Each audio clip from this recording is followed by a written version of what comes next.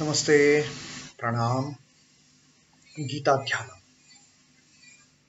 ओम पार्थाय प्रतिबोधितां भगवता नारायणेन स्वयं व्यासेन ग्रथितां पुराणमुनिना मध्ये महाभारतम् अद्वैतामृतवर्षिणीं भगवतीम् अष्टादशाध्यायिनीम् अम्ब त्वामनुसन्दधामि भगवद्गीते भवद्वेषिणि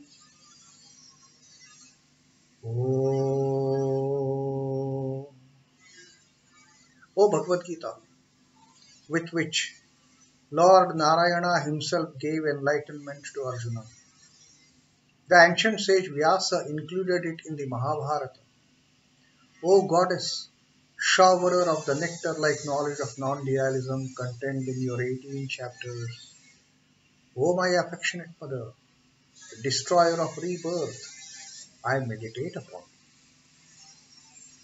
Krishna Vandana वसुदेवसुतं देवं कंसचाणूरमर्दनं देवकीं परमानन्दं कृष्णं वन्दे जगद्गुरुम्. Son of Vasudeva, the slayer of Kansa and Chanu, extreme delight for Mother Devaki, O Lord Krishna, the supreme teacher of the universe, my salutations to you.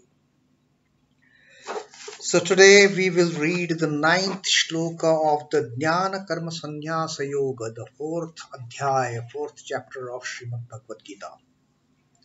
In the 8th verse, in the 8th shloka, Sri Krishna told us the purpose of the Nirguna Ishvara to take the form as Saguna incarnation avatar.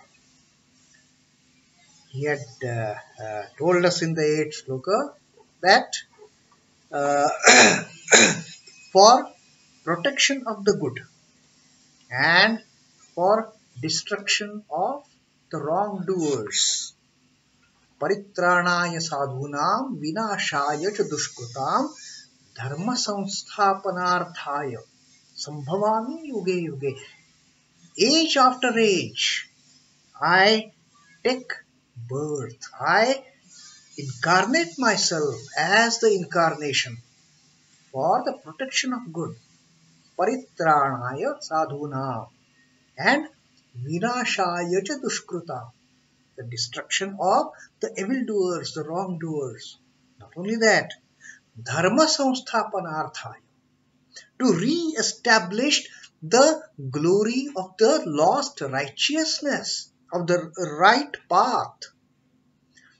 Whatever because of the wrongdoings of these evildoers, of these wicked people, the right path has been forgotten, has got diluted, has got corrupted, to re-establish that righteousness, to re-establish that dharma, that I reincarnate. I take the form of an incarnation. Sambhavami yuge yuge, age after age. Whenever there is a decline in righteousness, out of my own maya, I take this birth. And now today he is further going to tell us something about Lord's taking a birth as incarnation. Janma karma cha me divyam evam yo vetti tatvatah tyaktva deham punarjanma naiti mameti saha Arjuna. Now Krishna is telling Arjuna, oh Arjuna, Janma karma cha me divyam. Janma is birth. Karma is action, duty. Chame, cha is and, me is my. My birth, my action is divyam, is divine. My taking birth as incarnation, my performing all these acts, it is all divine. Divyam. Evam Yaha Vetti Tattvataha. Yaha is he. He who. Yaha who. Vetti knows. Tattvataha in true light. Now, Sri Krishna has told the objective of that Nirguna Brahman, Satchidananda, with its own will taking birth as an incarnation.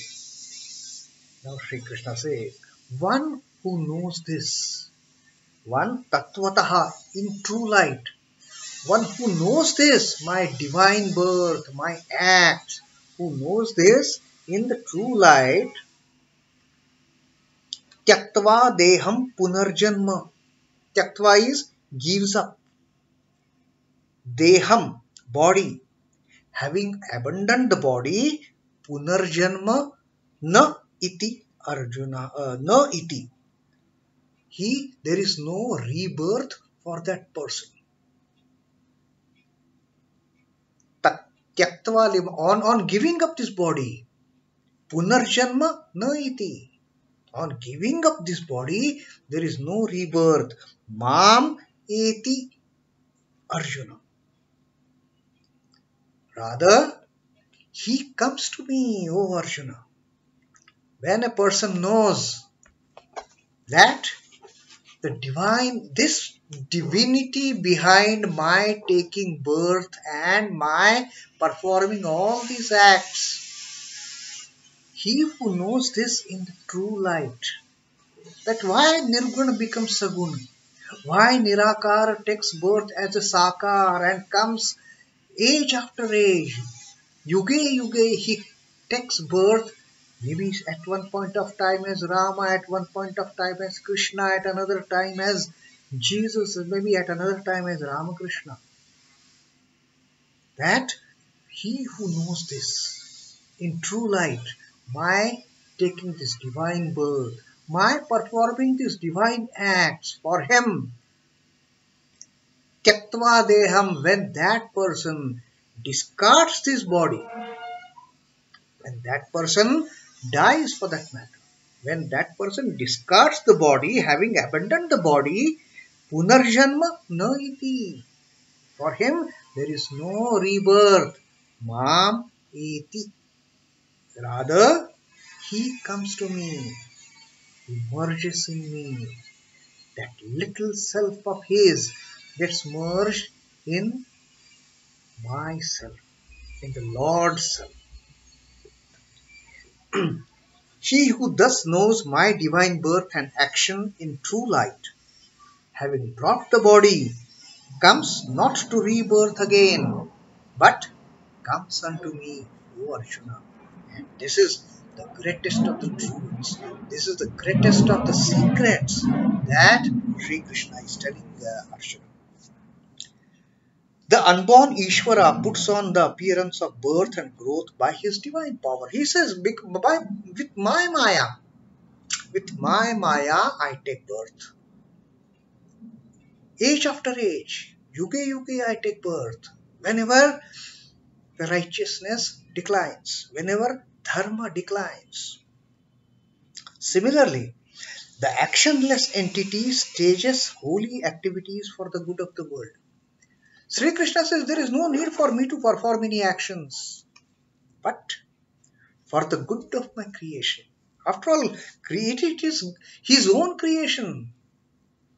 And whenever the bad elements start rising up, then for the protection of the good ones, he takes birth and he has to do all those divine activities. He has to play that Leela. Those spiritual men who intuit these facts about the Lord are able to live unaffected by the world even as incarnation does.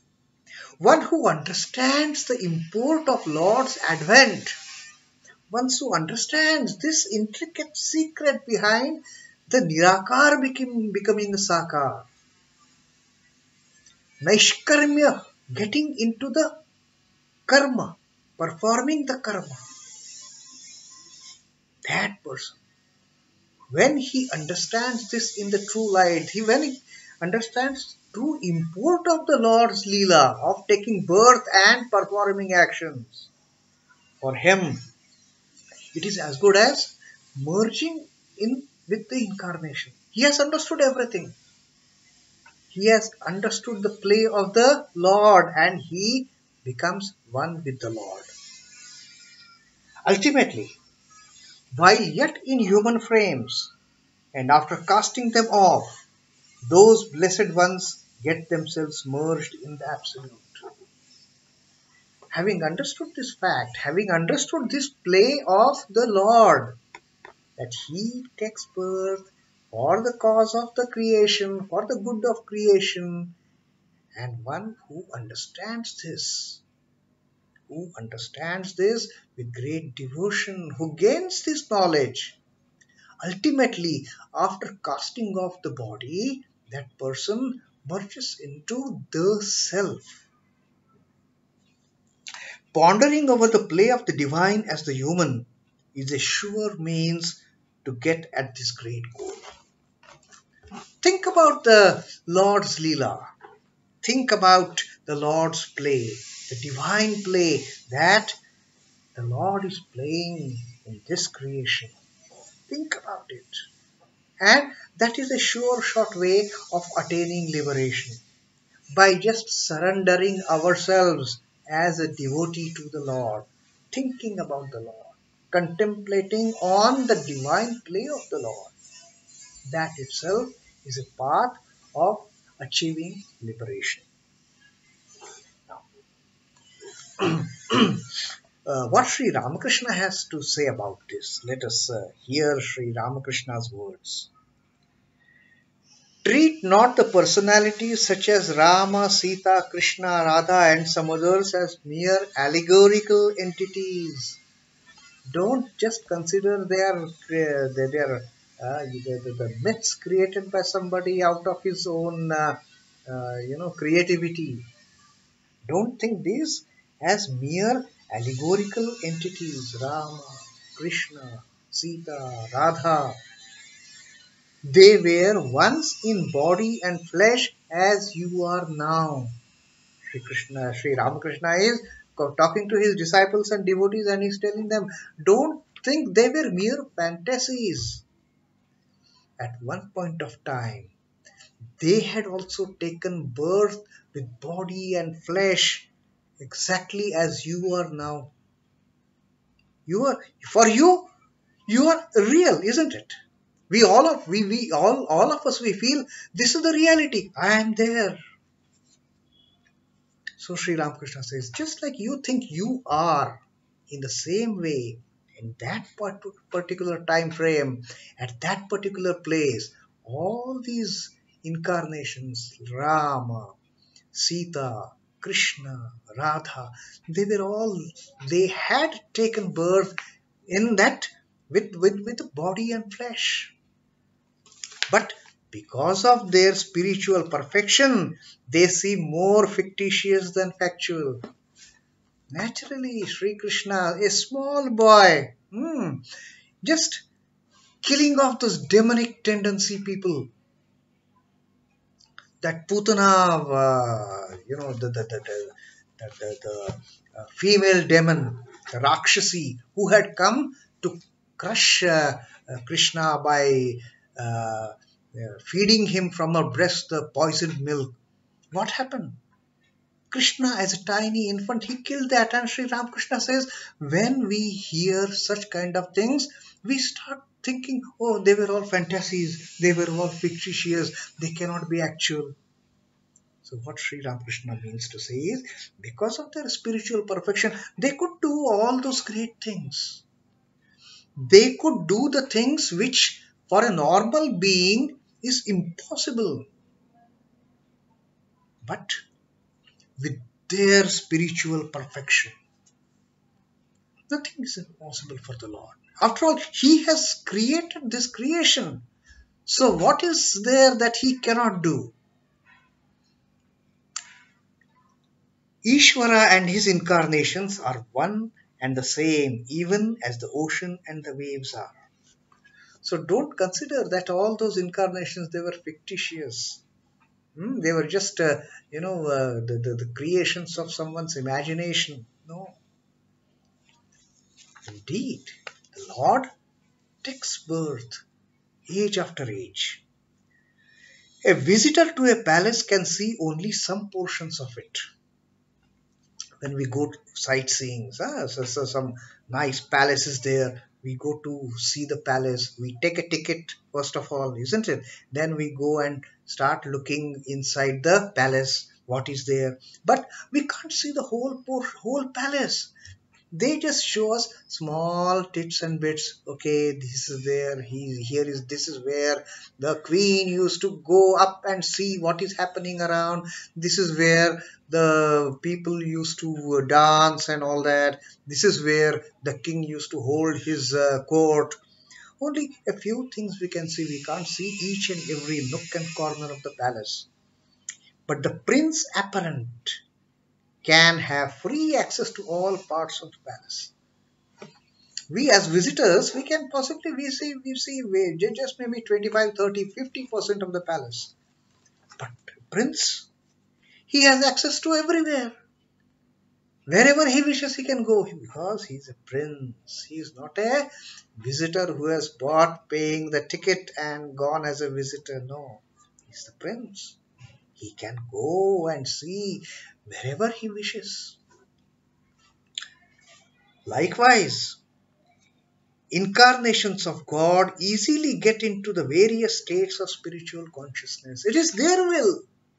They want to enter into samadhi, they will enter into samadhi. They want to atone the role of sannyasi, they can do it anytime, renounce anything. There is no attachment involved in them. There is no lack of knowledge. They are the most, they are carrying all the knowledge with them. And that's what Sri Krishna has told Arjuna, that I remember everything. You and I, we both have taken births n number of times, but I remember each and every birth, you don't. So, that is the difference between incarnation and an ordinary person as described by Sri Ramakrishna.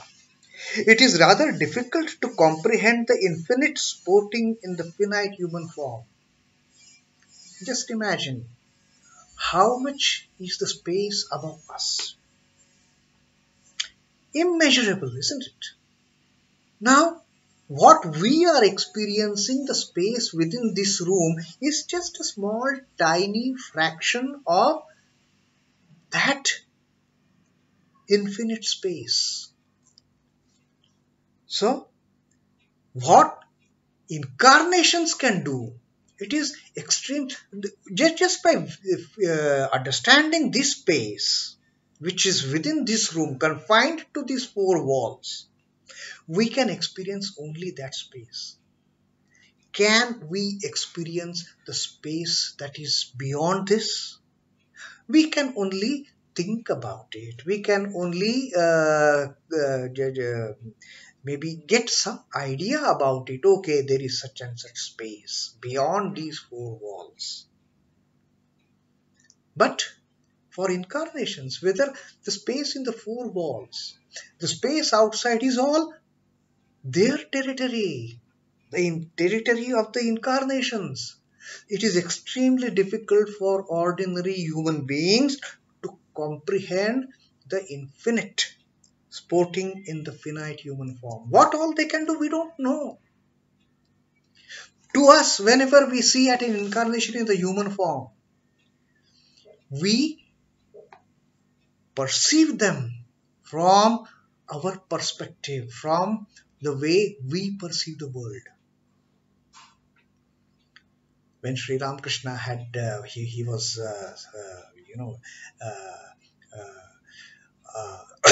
he had that throat cancer.